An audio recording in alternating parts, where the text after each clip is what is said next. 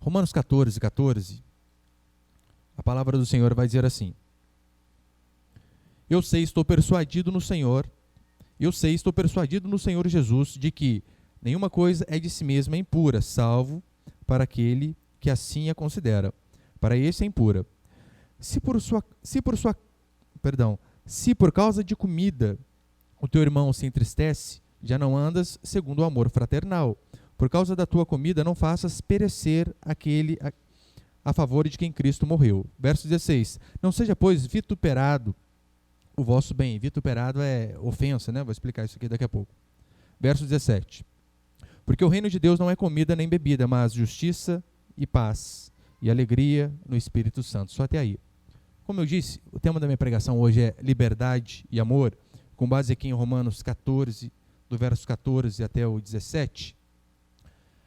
Nas últimas quartas, eu estou falando a respeito do contexto aqui de Romanos 14, e Paulo está ensinando que o reino de Deus vai além daquilo que nós comemos, bebemos, do dia em que guardamos, e ele começa a explicar a importância de pensarmos não apenas em nós, mas também no outro. Porque cristianismo, não se iluda, não é algo que você só pensa em você, mas principalmente pensar no próximo. Não é algo egoísta, mas o altruísmo faz parte do cristianismo. Portanto, essa história de que, olha, eu não importo o que as pessoas pensam ao meu respeito, não é um pensamento cristão. Porque nós devemos, sim, nos importar com aquilo que as pessoas pensam a nosso respeito também. Ah, mas ninguém cuida da minha vida. No cristianismo é diferente. Você vai ver que os seus procedimentos, aquilo que você faz, o seu comportamento, vale muito. Na primeira carta de Paulo aos Coríntios, capítulo 10, Paulo ele começa a dizer sobre comida sacrificada a ídolos, como eu disse na última quarta. Ele disse assim, olha, se alguém oferecer um banquete para você, não pergunte de onde vem, simplesmente coma. Porém, se alguém disser para você, olha, isso daqui foi sacrificado a um ídolo, e perto de você está alguém que não tem a mesma maturidade que você tenha, a Bíblia diz que nós não devemos comer, por conta da consciência, mas não a nossa consciência, Paulo deixa bem claro, mas a consciência do outro. E no verso 31, ele diz assim, façais tudo para a glória de Deus, ou seja, na comida, na bebida, no nosso procedimento, em tudo que fizermos, tudo deve ser para a glória do Senhor. E essa noite, eu quero passar 2 princípios aqui. Põe o primeiro ali, por favor, Vinícius. O primeiro princípio é o seguinte: não seja pedra de tropeço. 1 Coríntios 10, olha o que Paulo vai dizer. 1 Coríntios 10, 32. Não vos torneis causa de tropeço, nem para judeus, nem para gentios. Lembrando, o mundo aqui era dividido entre judeu e gentil, crente e ímpio. Judeu crente, gentil ímpio. Então olha o que Paulo diz. Não vos torneis causa de tropeço, nem para judeus, nem para gentios, nem tampouco para os da igreja de Deus. Assim como também eu procuro em tudo ser agradável a todos, não buscando o meu próprio interesse, mas o de muitos, para que sejam salvos. Olha que interessante, Paulo diz, olha, eu procuro agradar a todos.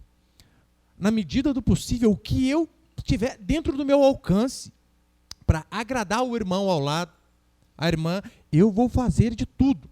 E ele diz, não seja pedra de tropeço, não seja escândalo para ninguém, seja dentro da igreja ou também fora da igreja. Que as pessoas não venham a olhar para nós e se embaraçar com nossa conduta, com o nosso palavreado, com a roupa que vestimos, com a maneira a qual nos comportamos. Que as pessoas possam olhar para nós e jamais tropeçar.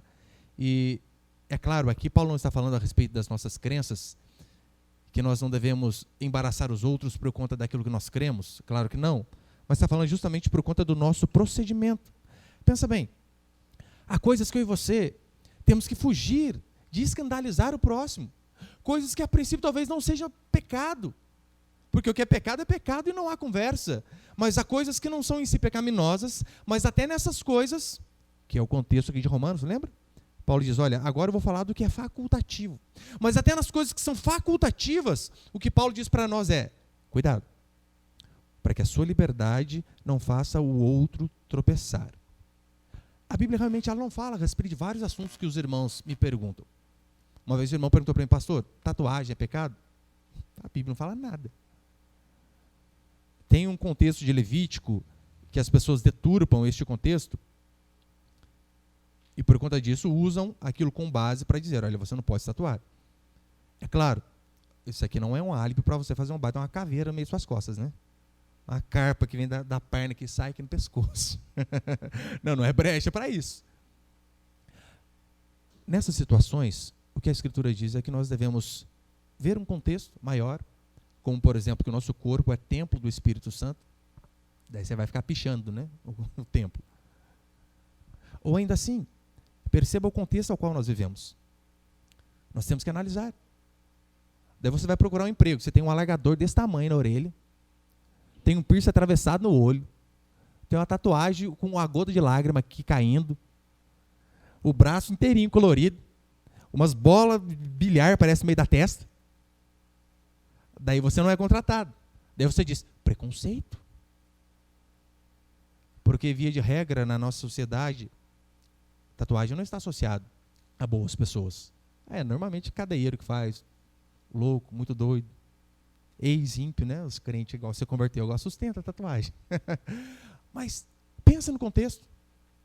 Compensa. Pergunte para si mesmo, qual é o objetivo? Pastor, mas eu vou fazer o nome do meu filho. Que é algo mais amoroso do que isso? Sim. Eduque-o. É melhor do que fazer uma tatuagem com o nome dele. Ensine-o. Dê a vida por ele. Ensine o caminho do Senhor. Essa é a maior prova de amor que nós podemos fazer. E além do mais, uma tatuagem com o nome do filho. Vira quase uma idolatria à criança, gente. Ou com o nome da mãe. Amor só de mãe. O dia que sua mãe morrer, acabou a sua vida, gente. Nessas coisas devemos pensar. Agora, nós como cristãos, temos que pensar, isso aqui escandaliza o outro.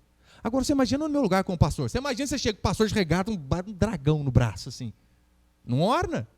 Ou um pastor todo bombado, todo forte. Nada contra fazer uma academia, ficar com um corpo legal. Só que tem certas coisas que nós temos que pensar. Olha, convém para aquilo que eu faço? Convém? Mas eu vou dar um exemplo para você de algo que não é pecaminoso e que, dependendo da situação, a gente tem que aprender a dizer não. Um exemplo meu, no meu caso. Não é errado você orar para prosperar, você ter um bom carro. Amém, irmãos? O pastor tem um bom carro é de Deus, né? Aleluia. Espero que você acredite nisso. Não há problema nisso. Só que eu preciso analisar o seguinte: como que as ovelhas da minha igreja andam? Eu preciso estar mais ou menos ali no meio do caminho. Porque nós chegamos numa igreja, aqui a nossa, que não é grande, uma igreja pequena, daí você vê o pastor, o carro dele é uma Range Rover. E tem irmãos que vêm a pé, tem irmãos que vêm de bicicleta, o carro mais bonito aqui é um carro 2015. Para uma igreja desse tamanho, não convém. Pastor, mas se o senhor ganhar esse carro, eu não usaria. Por conta do que as pessoas também podem dizer. É o que a Escritura diz, fugir da aparência do mal. Uma vez o irmão ofereceu um carro para mim, eu falei, Deus do céu, não tenta eu não, irmão. Não, pastor, pode comprar, não tem dinheiro, é caro, quase 50 pau o carro. Não, pastor, faz o seguinte, leva aí, paga do jeito que o senhor puder, R$200 por mês, dá? Falei, nossa, dá, mas não vou. Sabe por quê? Era muito carro para o tamanho da nossa igreja. Eu preciso ter o discernimento de pensar o seguinte, olha, eu pego o carro mais novo que tem, e eu pego o irmão que vem a pé, e eu entro no meio, o Corsa. Resolve o problema. Algo que não é pecaminoso, mas, pastor, se o irmão desse para você, ainda assim, eu creio que no meu caso, eu não usaria, justamente por conta do que as pessoas podem dizer. Olha o tamanho da nossa igreja, quase não cabe carro aqui na frente. Daí vem um visitante e vê um carro enorme desse parado. Esse é de quem? Esse é do pastor. É ladrão. É a primeira coisa que pensa. Então, olha a importância de coisas que não são pecaminosas, mas ainda assim, às vezes, nós temos que nos privar. Paulo, ele começa a falar que, olha, se a comida escandaliza o próximo, eu devo deixar de comer determinadas coisas. Quanto mais coisas mais sérias. 1 Coríntios 8:9, põe ali, por favor. Olha o que Paulo vai dizer. Vede, porém, que esta vossa liberdade não venha de algum modo a ser tropeço para os fracos. Verso 11. E assim, por causa do teu saber, perece o irmão fraco, pelo qual Cristo morreu. Por isso, se a comida serve de escândalo ao meu irmão, nunca mais comerei carne, para que não venha a escandalizá-lo. Olha o que Paulo está dizendo. Algo gostoso, bom, saudável, é comida. Só que ele diz, se determinadas comidas, como eu disse nas últimas quartas, se determinada comida pode levar o meu irmão a tropeçar, por amor a ele, eu não devo fazer. É a mesma coisa que ele vai dizer aqui no verso 15 de Romanos. Romanos 14, 15. Se por causa de comida o teu irmão se entristece, já não andas segundo o amor fraternal. Você percebeu que Paulo disse, você está pecando. Não, se por causa da comida o teu irmão se entristece, você não anda segundo o amor. Você está pensando apenas em si. Você não está pensando no próximo. E ele ainda continua. Por causa da tua comida, não faças perecer aquele a favor de quem Cristo morreu. Eu sei que essa palavra aqui, perecer, né, dá a entender que por conta de coisas que eu e você fazemos, o irmão talvez possa perder a salvação. Não tem nada a ver. Não é este daqui o contexto de forma alguma. Porque muitas pessoas interpretam errado. Dizem, olha, está vendo? Por conta do seu comportamento, o irmão pode desviar e perder a salvação. Daí você lê alguns versículos mais complicados, como Gálatas. Olha o que Paulo vai dizer em Gálatas 3:4. De novo testifico a todo homem que se deixa circuncidar, que está obrigado a guardar toda a lei. De Cristo vos desligastes, vós que procurais justificar-vos na lei, da graça decaístes. Paulo está dizendo, olha, vocês estão querendo de novo fazer a circuncisão, sendo que vocês não são salvos pelas obras, mas sim pela graça. Se vocês se circuncidarem, vocês terão que cumprir toda a lei. E ele diz, olha, vocês têm decaído da fé.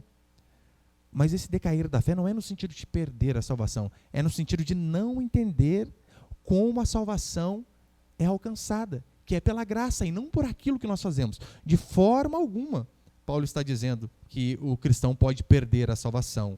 Até mesmo porque em Hebreus nós vemos passagem dizendo que é possível, às vezes, a pessoa experimentar o poder de Deus, os dons celestiais, e mesmo assim não converter. Porque eu tenho certeza que você conhece alguém assim. Olha, pastor, o fulano era diácono, obreiro, presbítero na igreja, desviou. Como assim o senhor fala que não perde a salvação, que o crente não desvia? Sendo que eu conheço.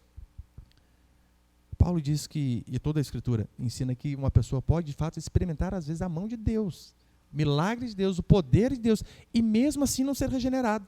Um exemplo, no Antigo Testamento o povo viu o milagre de montão. Passaram pelo mar vermelho, a seco ali, andando. E o que aconteceu? Morreram incrédulos depois, no deserto. O fato de verem milagres, o fato de experimentarem o poder de Deus ali diante dos seus olhos, não fez a eles, de fato, pessoas regeneradas. Olha um exemplo no Novo Testamento. Lembra a parábola do semeador? Uma semente caiu à beira do caminho, outra caiu em solo rochoso.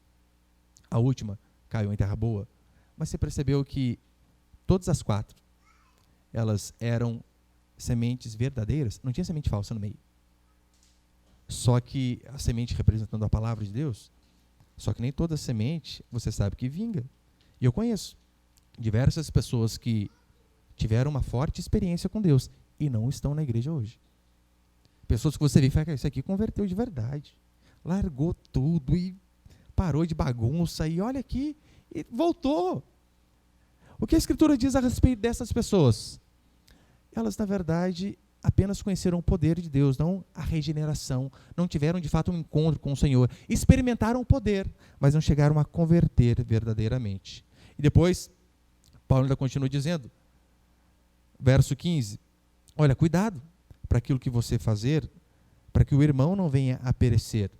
Como eu falei, aqui não no sentido de perder a salvação, mas com certeza Paulo está falando, por conta do nosso procedimento, o irmão pode pecar, do pecadinho pequeno e para o pecado maior, e a vida dele se arrebentar. Por quê? Porque ele viu em nós um procedimento errado. Isso a Bíblia diz, cuidado, para que nós não sejamos pedra de tropeço. E o segundo, e o último é o seguinte, o segundo princípio, a manifestação do reino de Deus, para a gente encerrar.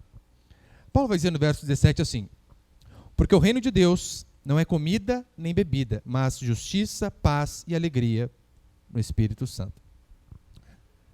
Tem um ditado popular que diz assim, cuidado para não esquecer a floresta por causa das árvores. Em que sentido se aplica esse ditado? Como assim, pastor? Cuidado para não esquecer a floresta por causa das árvores. Está falando de pessoas que elas ficam focadas em coisas menores e acabam esquecendo aquilo que é mais amplo. Ou seja, você está no meio da floresta e fica olhando ali, nossa, que árvore bonita, e se esquece o contexto que você está. Em muitas igrejas acontece isso. As pessoas elas se preocupam tanto com coisas que não são essenciais, coisas importantes, doutrinas importantes, mas doutrinas que não são centrais, e acabam esquecendo de fato os grandes princípios que são mais importantes, como a justificação pela fé. Em Mateus 23, o Senhor vai dizer assim: ai de vós, aqui Jesus está repreendendo os religiosos, ai de vós, escribas e fariseus, hipócritas, porque dais o dízimo da hortelã, do endro, do cominho. Aqui o hortelã, endro e cominho eram plantas bem pequenininhas, igual o hortelã. O que o fariseu fazia? Ele colhia mudinho de hortelã, chegava, pegava a faquinha dele, até partia em 10, pegava uma parte e levava para a igreja. Extremamente meticuloso em relação ao dízimo. Ele diz: ai de vós, escribas e fariseus hipócritas, porque dais o dízimo do hortelã, do endro, do cominho, e tens negligenciado os preceitos mais importantes da lei, a justiça, a misericórdia e a fé. Devíeis, porém, fazer essas coisas sem omitir aquelas. Ou seja, vocês devem ser fiel com o dízimo em tudo, até nas mínimas coisas, mas não adianta fazer isto e negligenciar o mais importante, como ele mesmo afirma, a misericórdia, a fé e a justiça. Ou seja, o que vocês estão fazendo? Vocês estão coando mosquito, estão engolindo camelo. Vocês estão preocupados com coisas que são importantes, mas não são tão importantes, estão esquecendo os preceitos essenciais. Ser estritamente crítico com coisas triviais e negligente com coisas verdadeiramente importantes. Percebeu que às vezes, em muitos lugares nós vemos isso, a pessoa ela briga por conta de coisas que às vezes dava para deixar quieto, que não compensava. Olha, tem alguns lugares que é normal a mulher ser pastora. Ensinaram uma congregação mista, onde há homens e mulheres. Biblicamente você não vê um amparo para uma mulher ser pastora e dirigir a igreja. Pastor, na onde na Bíblia que fala que a mulher tem que ser pastora? Lugar nenhum. Nenhum. Só que eles não se importam com isso. Mas vai uma irmã aparecer no culto de calça e não ser de saia, para você ver. O pau quebra. Maquiagem, mas é do capeta, não pode. Daí você vê que aquilo que é trivial, eles dão tanta ênfase e acabam esquecendo aquilo que é mais importante. Nós temos que sim tomar cuidado com igrejas que têm doutrinas que vão além daquilo que a Bíblia ensina. Doutrinas que só eles acham que estão certos. Tome cuidado, via de regra aceita. Não, mas só eles acham que estão corretos? Como no caso do adventismo, só eles são corretos. A maioria dos cristãos verdadeiros, dos homens de Deus, dos teólogos, eles não consideram os adventistas nem como irmãos. Eu sei que é duro falar isso, mas não consideram. Agora, há igrejas que se dividem por coisas que não são centrais na fé. Tem igreja que se divide por conta de batismo. Não, eu creio que o batismo é por aspersão. Outros por imersão. Imersão, né, de afundar na água e levantar. Aspersão só joga ali na cabeça. Daí, dois pastores não concordam, vai um para um lado e o outro para o outro. Por conta de algo assim. Uns acreditam que pode batizar criança, outros acham que é só adulto. Uns dão ênfase a alguns dons espirituais, de onde que sai, principalmente as igrejas pentecostais, não sei o que do poder da cura, não sei o que do poder do Espírito Santo, da libertação. E acabam esquecendo esses preceitos que são mais importantes. Na verdade, em muitos lugares não é nem falado a respeito de justificação pela fé, que é o centro do cristianismo. E para encerrar, no verso 17, Paulo vai dizer que o reino de Deus não é comida nem bebida, como eu disse, mas justiça, paz e alegria no Espírito Santo. Quando nós pensamos em reino de Deus, devemos pensar em algo mais abrangente do que apenas uma congregação local, a qual nós fazemos parte. Não, o reino dos céus, o reino de Deus vai muito além disso. Lembra lá no Éden, quando o Senhor fez todas as coisas da criação, colocou o homem e depois fez a mulher. Qual era o grande objetivo do homem e da mulher estar naquele jardim? Terem comunhão com Deus mediante obediência. Tanto é que Deus vinha todos os dias ter com eles na viração do dia. À tardezinha o Senhor estava lá. E aí, Adão, como foi o seu dia? Trabalhou muito? E aí? E aí, Eva, tudo certinho? Cozinhou na hora certa? Todo dia. Este era o objetivo. Ter comunhão com Deus mediante obediência. O homem peca. Então, essa comunhão é cortada. É por este motivo que a palavra religião significa religar. Ou seja, o pecado ele corta aquela linha que nos fazia ter contato com Deus. E a religião e o evangelho vem de fato fazer essa ligação. Esta foi a pregação de Jesus, dos apóstolos, sempre neste sentido, a restauração do homem caído em pecado com o Deus Santo. É por isso que você deve olhar para a palavra que é reino de Deus e entender que o que é estar no reino de Deus? É você estar submisso a um governante. Porque não é isso que vem reino? Quando nós ouvimos a palavra reino, imaginamos um rei. E todos aqueles que fazem parte deste reino são súditos daquele mandatário. O reino de Deus é a mesma coisa. Como que eu e você mostramos que somos cidadãos do reino dos céus? Quando de fato nós nos sujeitamos às ordens do governante. A igreja manifesta o reino de Deus quando ela vive de acordo com a palavra. Você manifesta que você faz parte do reino de Deus. Não é pelo fato de ter o seu nome nos envelopes de dizimista, mas é quando você vive de acordo com aquilo que o rei deste reino ordena. Antes de perguntar, olha, eu estou feliz? Pergunte, eu estou sendo obediente às ordens do meu comandante? Eu estou andando de acordo com aquilo que a Escritura diz? Paulo, em 2 Timóteo 2,4, ele diz assim: nenhum soldado em serviço se envolve em negócios desta vida, porque o seu objetivo é satisfazer aquele que o arregimentou. O que ele está dizendo é, olha, o soldado, quando ele vai para a guerra, qual que é o grande objetivo? Obedecer, satisfazer aquele que o contratou, que o arregimentou, aquele que o convocou para a batalha. E é assim que eu e você devemos fazer. Nós estamos, de fato, no dia a dia, sendo subserviente às ordens do nosso comandante. Você está sendo fiel ao seu Deus, ao seu rei, lá na escola, no trabalho, na faculdade, na rua, no meio da sua família. Além disso, a Escritura diz que nós somos embaixadores de Cristo. Embaixador é aquele que representa alguém. Não é isso que acontece quando... Lembra, acho que o ano passado? Retrasado? Não lembro exato. Quando o presidente da Venezuela, eles decretaram que o embaixador brasileiro era persona não grata, ou seja, não é bem-vindo aqui em nosso país. Quando ele rejeita o embaixador do Brasil, ele não está rejeitando apenas aquele homem, mas ele está rejeitando a nação, porque aquele embaixador está ali como representante de uma outra nação.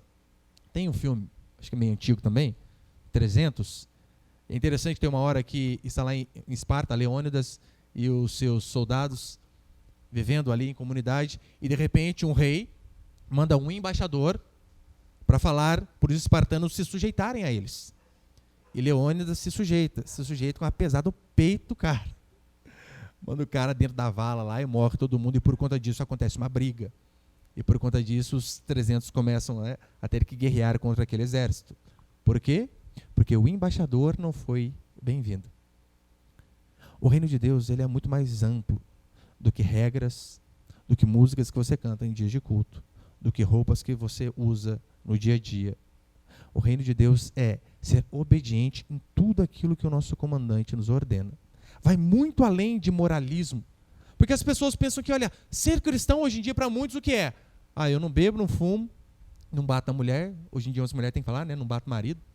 Faz parte, feminista tomando conta. Uma vez eu vi um testemunho, acredita? A mulher, porque quando eu não era crente, eu fumava, eu bebia, eu batia no meu marido. Eu falei, criatura, para que falar isso? Pula essa parte. Vai envergonhar o homem, gente. Mas para muitos, o cristianismo são apenas regras morais, só que ele vai muito além. A moralidade, é claro que tem o seu lugar, mas vai muito além. É você, de fato, ter o DNA cristão dentro de você. Ainda que você erre, mas você ser cheio do Espírito Santo e saber fazer o que é correto. E tem algumas coisas que você não precisa nem ser crente. A nossa própria natureza mesmo já mostra. Hoje eu estava lendo, minha esposa falou para mim, eu fui ler o artigo. Põe a foto ali, Vinícius, por favor. Acho que vocês viram esse menininho, né?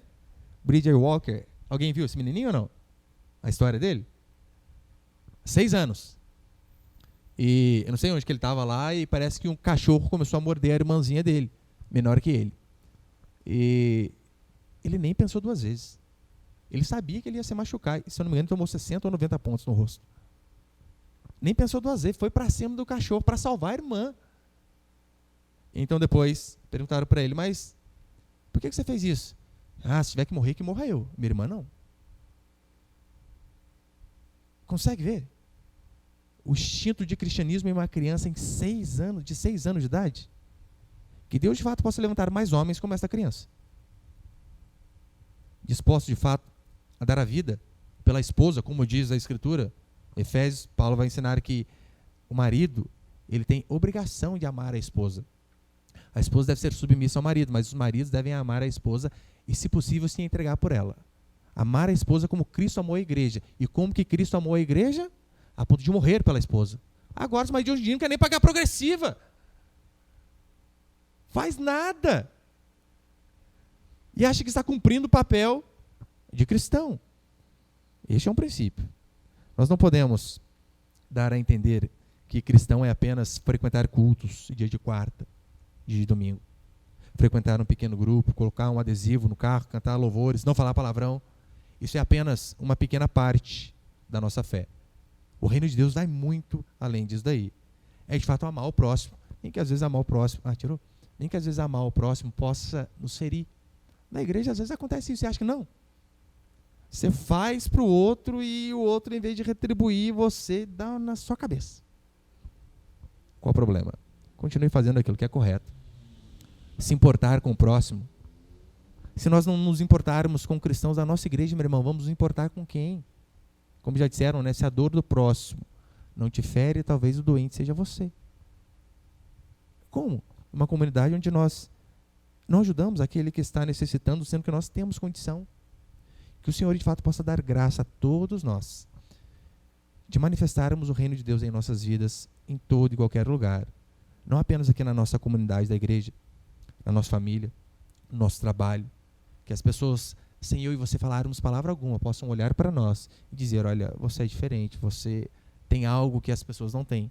E que de fato o nosso procedimento possa mostrar que nós somos totalmente obedientes ao nosso Rei, ao nosso governante, ao nosso comandante, ao Senhor Jesus Cristo. Amém, meus irmãos?